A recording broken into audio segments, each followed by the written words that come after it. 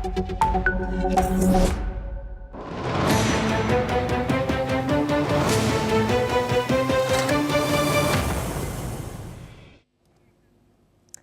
back to NewsX World. I'm Pia and you're watching Focal Length, where we get you a briefing on topics from across the world. Today, we turn to a region where conflict and constant shift in power dynamics is defining the moment. From the women-led Woman Life Freedom Revolt in Iran, a movement that reverberated across the world, to the aftermath of the 2-year war in Gaza and the new peace agreement approved by the UN Security Council, the Middle East is at a critical inflection point. Israel's latest strikes in Beirut, targeting a top Hezbollah commander, signals a new phase of escalation, even as questions linger about Hezbollah's disarmament and regional security. At the same time, the future of the Abraham Accords appears to be expanding, with Kazakhstan joining and Saudi Arabia reassessing its position, reshaping the geopolitical map in real time. And in Iran itself, Tehran's open rejection of the IAEA's call for transparency over its nuclear weapons-grade uranium stockpile raises urgent questions about the regime's capacity, legitimacy and vulnerability, especially amidst economic strain and international pressure. To talk about all of this, joining us now is Israel's international spokesperson to the United Nations and author of the book Unveiled, Inside Iran's Women's Life Freedom Revolt, Mr. Jonathan Harounoff.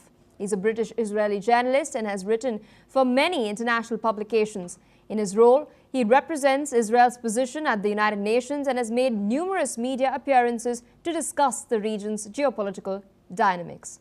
Thank you so much for taking out time and joining us, Mr. Harounoff.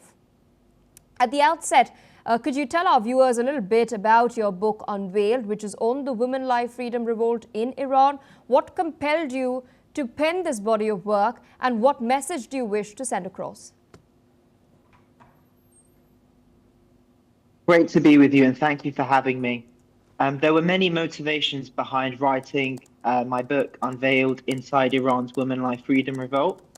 On a personal note, it's a region where my family is from, and I'm intimately tied there, but also professionally and journalistically, I've always had a fascination in the Middle East, in Iran, in Israel, and the tensions that exist there. And I think I found that many people have an interest in Iran, but they don't have a very deep understanding of what's really happening in the region.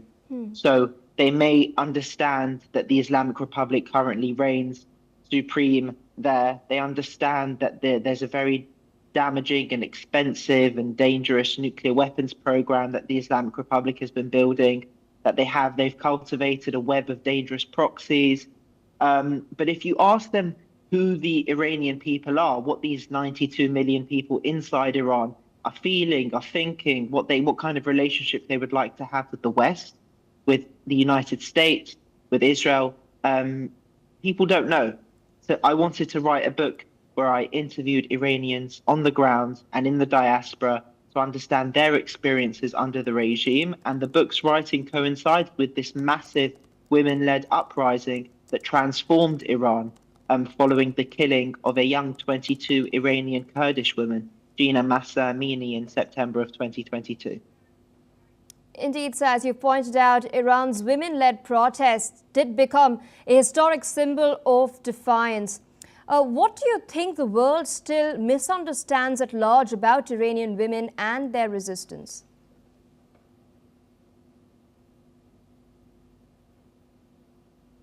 I think there are still some misperceptions around Iranian women and men. I think people don't realize just how vast the gulf is between the 46-year-old Islamic Republic and the Iranian Persian women and men whose history, whose civilization, whose culture spans thousands of years. Sometimes I think there's an assumption that the regime and its people share the same views, and that couldn't be further from the truth. Another misperception is that since the Women Life Freedom movement has sort of subsided a bit in terms of street protests, I think there's an assumption that the movement is completely dead, and that couldn't be further from the truth. You still see an incredible amount of defiance and courage displayed by women who are going around on the streets of Iran unveiled, and the risks are still there. The morality police is still there. The regime is still doing whatever it can to punish people who flout the country's strict dress codes, but the people of Iran are continuing to show extraordinary bravery and defiance in their multi-decade quest for. Speaking of the Middle East at large, it has been fraught with tensions for a while, but we've seen it spike, particularly with the war that dragged on for about 2 years. What do you make of the peace agreement that is now in place and the UNSC approval of the Trump administration's larger plan? Could an international stabilization force then lead to meaningful change and reconstruction of Gaza? It was a very significant step that we saw at the United Nations Security Council with essentially the ratification of President Trump's 20 peace plan. And it's an important step because we can finally move forward beyond the first phase of the agreement, even though we're not completely done with it. And there are still 3 deceased hostages held in Gaza by Hamas. But we can move forward to the much thornier topic of how do we disarm Hamas, how do we demilitarize Gaza, and how do we move the region forward to a period of prosperity. And I'm hopeful that the construction of the International Stabilization Force can lead to greater peace. And I think there's a widespread recognition that Hamas cannot play a role in any future for Gaza if we want the region to be truly peaceful. So I'm hopeful, but I think there's a lot of work to do. Indeed. We've also, in fact, learned that Israel recently carried out strikes in the Lebanese capital of Beirut, targeting Hezbollah infrastructure and one of its top commanders as well. This has come in the backdrop of the ceasefire condition of Hezbollah's disarmament not being met, despite the United States' best efforts. In your assessment, what message is Israel sending, whether to Lebanon, Iran, and the world at large, by taking matters into its own hands now?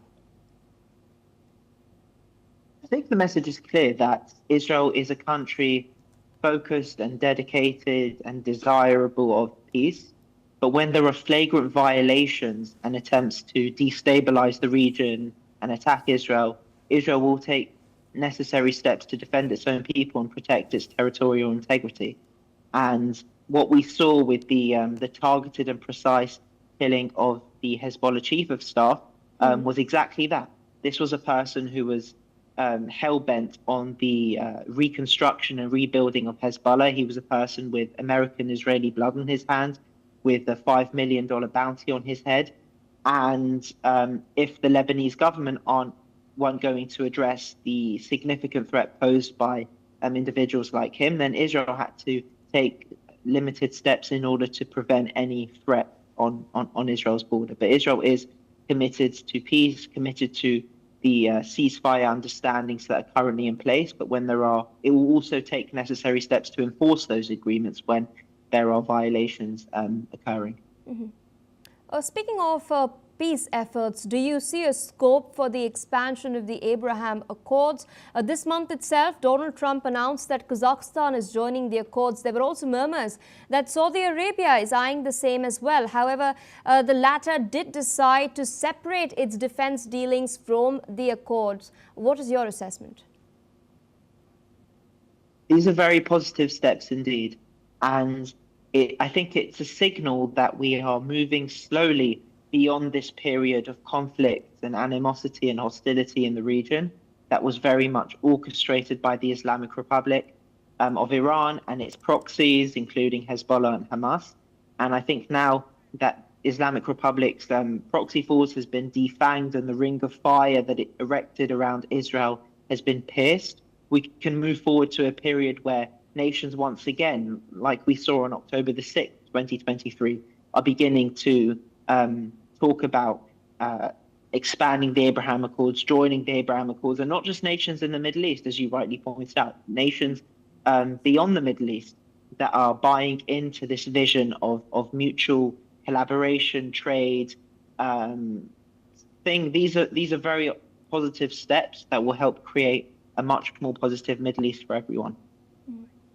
And coming back to Iran itself, we recently learned that Tehran has rejected the International Atomic Energy Agency's call to cooperate, grant its inspectors access to Iranian nuclear sites, and provide precise information about its stockpile of nuclear weapons-grade uranium. It went, in fact, so far as to threaten unspecified retaliatory actions as well. Is the Iranian government in any position to do so, as on one hand sanctions have adversely impacted its economy, and on the other the regime is facing pressure domestically as well? I think it's a sign of the Islamic Republic's misguided priorities, and that it's continued to be very laser focused on reconstructing its nuclear weapons program, which was significantly scaled back following the Israeli Operation Rising Lion, followed by the US Operation Midnight Hammer in June. But it's, as you rightly point out, there are very significant domestic issues underway inside Iran that are not being addressed, and this nuclear weapons stuff is being prioritized. And domestic issues, I mean, there's a very debilitating water crisis currently enveloping much of Iran, where 20 of Iran's 31 provinces haven't seen any rainwater since March, where the country's president, Masoud Pezeshkian, has warned that Tehran, which is a megacity of around 10 million people, it's essentially on its knees, it's taking its last breaths, and it's on the verge of running out of water, where one of the 5 major dams inside Tehran, which is called the Amir Kabir Dam and responsible for supplying much of the city's drinking water, is currently at 8% capacity.